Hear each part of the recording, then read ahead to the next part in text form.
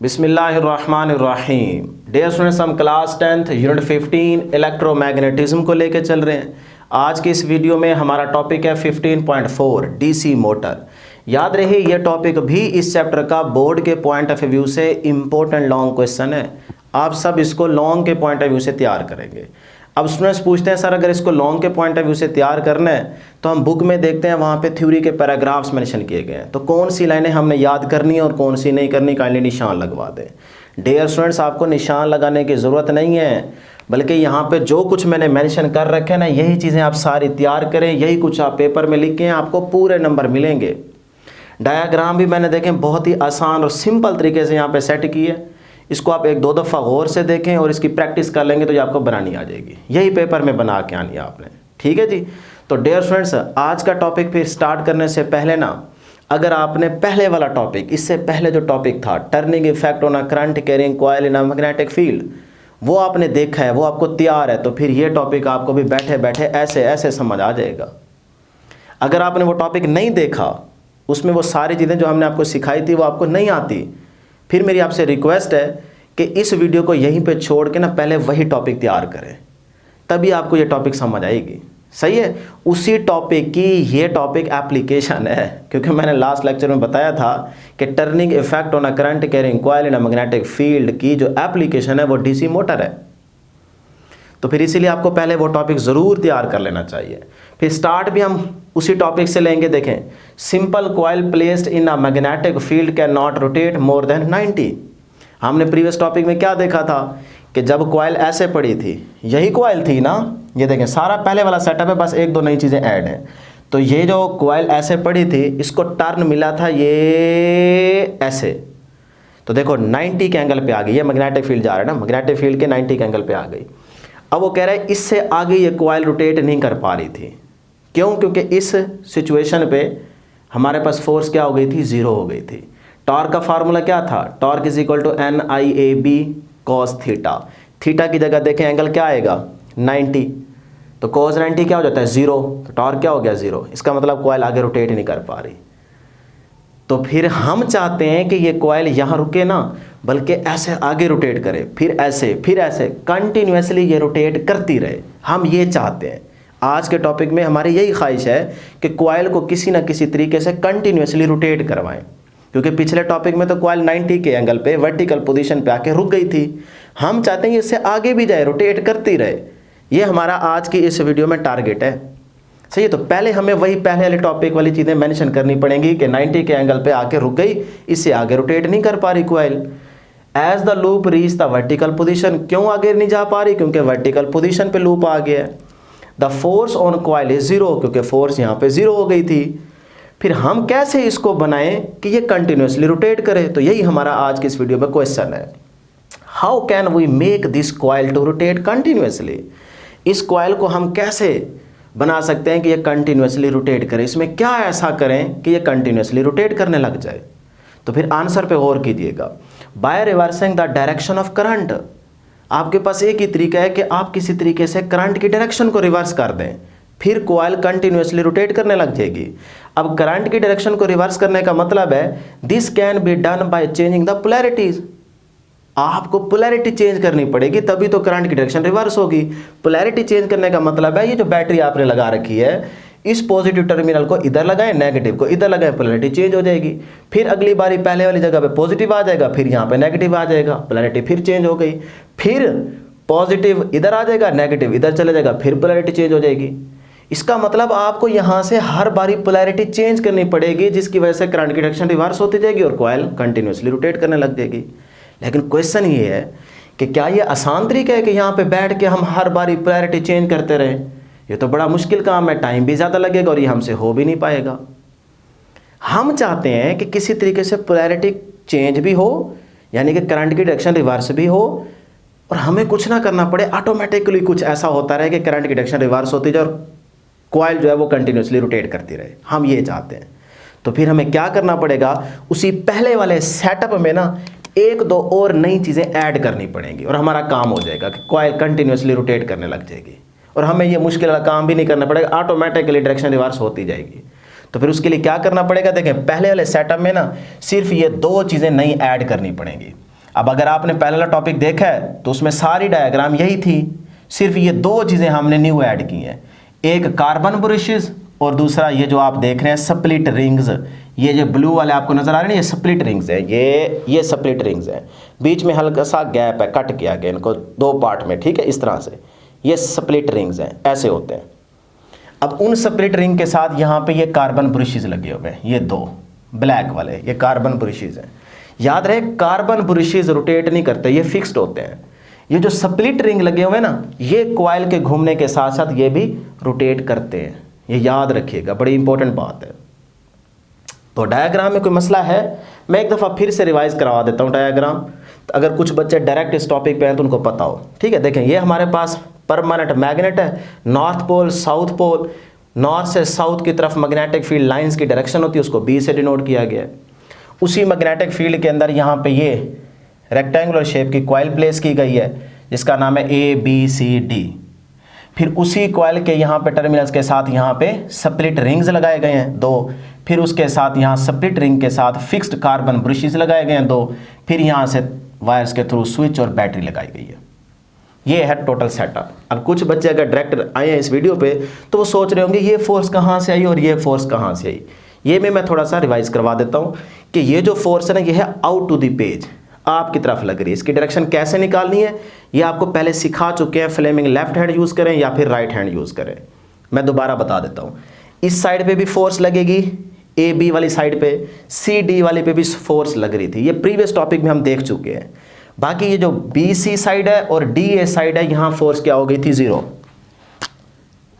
Force CD 0 और force DAB side पे क्या थी, 0। कैसे 0 थी मैं प्रीवियस टॉपिक के अंदर बता चुका हूँ। लेकिन जो फोर्स AB साइड पे है वो कुछ ना कुछ लग रही थी और वो थी ILB मैक्सिमम, ये भी आपको बता चुका हूँ लास्ट लेक्चर में। और जो दूसरी साइड है CD, यहाँ पे भी फोर्स लग रही थी और वो भी क्या थी, ILB मैक्सिमम। ठीक है डियर स्टूडेंट्स, अब ये इसकी डायरेक्शन कैसे पता चलेगी, तो वो आप Fleming left hand rule use करें। देखें दो चीजें दी गई हैं, करंट आ रहा है डाउनवर्ड और फील्ड जा रहा है इधर। तो आपको सिखा चुके हैं ये फील्ड लेफ्ट हैंड में और ये करंट, दोनों को सेट कर लें, थंब को छोड़ेंगे फोर्स आ जाएगी। तो ये जा रही है जी फील्ड, ये फील्ड आ गई, सेट कर लें अपनी फिंगर। करंट आ रहा है AB साइड में नीचे, तो ये फिंगर है करंट के लिए, मिडिल फिंगर, तो ये करंट आ रहा है देखें नीचे। दो चीज़ें आपने सेट कर ली, करंट नीचे और फील्ड इस तरफ, दो चीज़ें सेट होगी। थंब को छोड़ें, थंब आपकी तरफ आ रहा है, अब ये थंब इंडिकेट कर रहा है फोर्स की डायरेक्शन को। तो फोर्स किधर आ रही है, आपकी तरफ। आपकी तरफ आने का मतलब है यहाँ लाइन ड्रा तो नहीं हो सकती ना, तो इसको बोलते हैं आउट टू द पेज, यानी कि पेज से बाहर, आपकी तरफ। पेज पे तो नहीं है ना, पेज से बाहर आ रही है आपकी तरफ, इसको बोलते हैं आउट टू द पेज। अब आउट टू द पेज के लिए ना हम यहाँ पे निशानी यूज करते हैं डॉट। जहाँ डॉट लगा होगा आप समझ जाएंगे कि ये फोर्स की डायरेक्शन है आउट टू द पेज।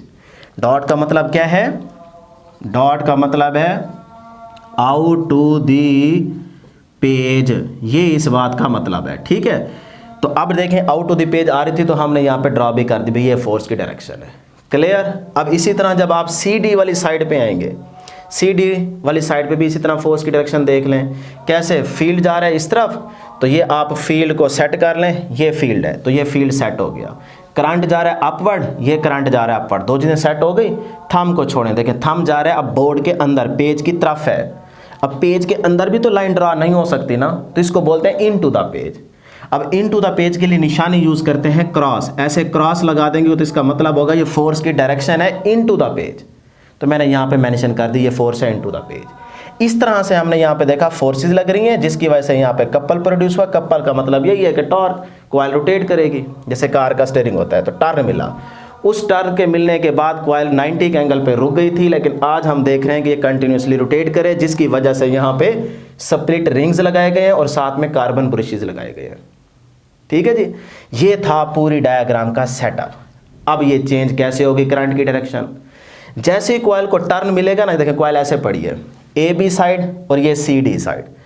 अब जैसे ही इसको टर्न मिलेगा ये ऐसे 180 पे आएगी, तो 180 के शिफ्ट पे ये AB साइड इधर आ जाएगी और ये CD उधर चली जाएगी। इसका मतलब ये वाला इधर और ये वाला इधर। तो देखें बेसिकली ये साइड चेंज होने का मतलब क्या है, करंट की डायरेक्शन चेंज हो गई है, रिवर्स हो गई है। क्यों, जब ये AB साइड पहले इस तरफ है force out to the page है, मतलब यहाँ पे ये सी डी साइड इधर है तो फोर्स जा रही है इन टू द पेज। अब जब ए बी साइड, मतलब कॉइल ऐसे पड़ी है, ये ऐसे जब आएगी तो ए बी साइड इधर आ जाएगी और सी डी साइड इधर चली जाएगी।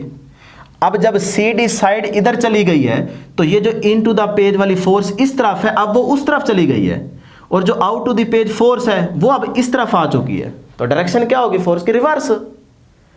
तो अब इसके रिवर्स होने से करंट की डायरेक्शन रिवर्स नहीं होगी। जो पहले ए बी साइड पे करंट नीचे आ रहा था, अब जब ए बी साइड इस तरफ आएगी तो करंट ऊपर जाएगा ए बी में से। तो देखें डायरेक्शन तो रिवर्स हो गई। फिर अगली बारी फिर वही, फिर आगे वही, तो डायरेक्शन हर बारी क्या हो रही है? Reverse automatically. तो इसका मतलब इन स्प्लिट रिंग से फायदा हमें ये हुआ है कि वहां से चेंज नहीं करना पड़ रहा, बल्कि ये जैसे जैसे रोटेट करती जाएगी ऑटोमेटिकली करंट की डायरेक्शन रिवर्स होती जाएगी। और जब करंट की डायरेक्शन रिवर्स हो जाएगी तो इसका मतलब कंटिन्यूअसली कॉइल क्या कर रही होगी? रोटेट करती जाएगी। बात समझ आई? यही कुछ था मुश्किल काम, इसलिए कह रहा था पहले वाला टॉपिक अगर आपको तैयार है ना तो उसमें यही दो चीजें सिर्फ समझनी थी। तो इसका मतलब ये जो स्प्लिट रिंग्स लगे हुए इनको कम्यूटेटर भी बोलते हैं, इन्होंने हमारी हेल्प की है कि करंट की डायरेक्शन को रिवर्स कर दी है। तो वही चीज फिर यहाँ पे मेंशन कर दें, reverse the direction of current. क्या लिखेंगे? The connection of the coil is made through the arrangement of brushes लगा रखे हैं, and a ring that split into two halves. ये जो रिंग लगा हुआ है देखें, ये दो हाफ में कन्वर्ट हुआ पड़ा है, बीच में हल्का सा गैप है जो मैंने यहाँ पे दिखाया, ये ऐसे into two halves called split rings commutator. यानी कि इन्हीं को क्या बोलते हैं? स्प्लिट रिंग्स को कम्यूटेटर का भी नाम देते हैं। ये अभी आपसे एमसीक्यू में पूछा जा सकता है कि इनको दूसरा नाम क्या दे सकते हैं कम्यूटेटर का, ये याद रखिएगा, ऑप्शन बन के आएगी। लो जी, ये सारी चीज़ समझ आ गई, ये चीज़ आपको बता दी है। अब याद रखिएगा कि भाई ये जो डीसी मोटर, इसकी स्टेटमेंट क्या होगी? डेफिनेशन। इसका काम क्या है? याद रखिएगा, ये ऐसी डिवाइस है जो इलेक्ट्रिकल एनर्जी को कन्वर्ट करती है मैकेनिकल एनर्जी में। देखिए ना, जब कॉइल रोटेट कर रही होगी कंटिन्यूअसली, ये सपोज कर लें कि एक्सिस शाफ्ट है, उसके अराउंड ये ऐसे कॉइल रोटेट कर रही थी, ठीक है। अब यहाँ पे आप कोई भी फैन यूज़ कर लें, मोटर यूज़ कर लें, कुछ और कर लें, तो फिर क्या होगा? मैकेनिकल एनर्जी तो मिल रही है इसके रोटेट करने से, तो इलेक्ट्रिकल एनर्जी को कन्वर्ट करिए मैकेनिकल एनर्जी में। जैसे ट्यूबवेल है, पानी निकल आता है, सही है। तो इस तरह से आप कह सकते हैं कि भाई जो डीसी मोटर है ये एक ऐसी डिवाइस है जो इलेक्ट्रिकल एनर्जी को कन्वर्ट करती है मैकेनिकल एनर्जी में। क्लियर? उसके बाद इसका प्रिंसिपल, ये किस प्रिंसिपल पे वर्क करती है? याद रखिएगा प्रीवियस टॉपिक कि ये क्या है, एप्लीकेशन बता चुका हूँ। तो फिर आप प्रिंसिपल में लिख सकते हैं turning effect on a current लिख दें, या force on a current carrying coil placed in a magnetic field. उसके बाद आर्मेचर क्या होती है, ये भी 2 नंबर की डेफिनेशन आपसे पूछी जा सकती है। तो ये आर्मेचर है ABCD वाली, जो रेक्टेंगुलर शेप तख्ती आपको नजर आ रही है, सही है। तो क्या लिखेंगे? It is made up of many loops mounted on a shaft or axle. इस एक्सल के अराउंड ये जो आपको आर्मेचर नजर आ रही है, इसके ऊपर एक इसी तरह का और ऐड कर दें, फिर और ऐड कर दें, फिर और ऐड कर दें, तो मैनी लूप्स बन जाएंगे ना, सही है। इसको आर्मेचर कहते हैं। उसके बाद बड़ा ही इंपॉर्टेंट शॉर्ट क्वेश्चन भी आ सकता है, MCQ में भी पूछा जा सकता है, और वैसे भी आपसे कोई पूछ सकता है कि भाई अगर कॉइल को तेज तेज हम रोटेट करवाना चाहते हैं, जितना तेज रोटेट कराएंगे उतना ही ज़्यादा फायदा है, तो अगर तेज तेज रोटेट करवाना चाहते हैं तो फिर क्या करें? तो फिर वही चीज़ यहाँ पे मेंशन की है कि total force acting on the armature can be increased by. तो number 1 increasing the number of turns को इंक्रीज करके आप कॉइल को तेजी से रोटेट करवा सकते हैं। नंबर 2 इंक्रीजिंग द करंट को बढ़ा के। Number 3 increasing the strength of magnetic field, बड़े बड़े मैग्नेट लगा दें तो मैग्नेटिक फील्ड की स्ट्रेंथ बढ़ जाएगी, जिसकी वजह से कॉइल तेजी से रोटेट करने लग जाएगी। नंबर 4 है increasing the area of coil के एरिया को बढ़ा के। अब डिफरेंस ये शॉर्ट में भी आपसे पूछा जा सकता है, और अगर इनमें से कोई एक पॉइंट आपको भूल जाता है तो फिर क्या करेंगे? तो इसीलिए मैं इसका फार्मूला आपको बता रहा हूँ, ये फार्मूला बस याद रख लें, चाहे फिर MCQ आए चाहे शॉर्ट आए, इंशाल्लाह आपको आता होगा। फार्मूला ये याद रखें जो अभी आपको बताया था टॉर्क के लिए प्रीवियस टॉपिक के अंदर, वही यहाँ पे याद रख लें। Tau is equal to NIAB, सारे बच्चे इसको लिख लें। ये मैक्सिमम टॉर्क की बात कर रहा हूँ, आगे वैसे एंगल यूज़ होता है, कॉस थीटा साथ में लगता होता है, लेकिन ये कि मैं मैक्सिमम टॉर्क की बात कर रहा हूँ। NIAB नियाब, इसको क्या पढ़ेंगे? नियाब। बस ये नियाब याद रख लें, फिर आपको पता होगा कि भाई इन 4 फैक्टर्स पे ये टॉर्क डिपेंड कर रहा है, मतलब इनको अगर बढ़ाएंगे तो ये भी बढ़ेगा, कॉइल तेज़ी से रोटेट करेगी। N को बढ़ा के, I को बढ़ा के, एरिया को बढ़ा के, B को बढ़ा के, बस ये शॉर्टकट याद रख लें, टॉ इज इक्वल टू नियाब। क्लियर जी। तो ये थी डियर स्टूडेंट्स हमारे पास आज के इस टॉपिक की डिस्कशन।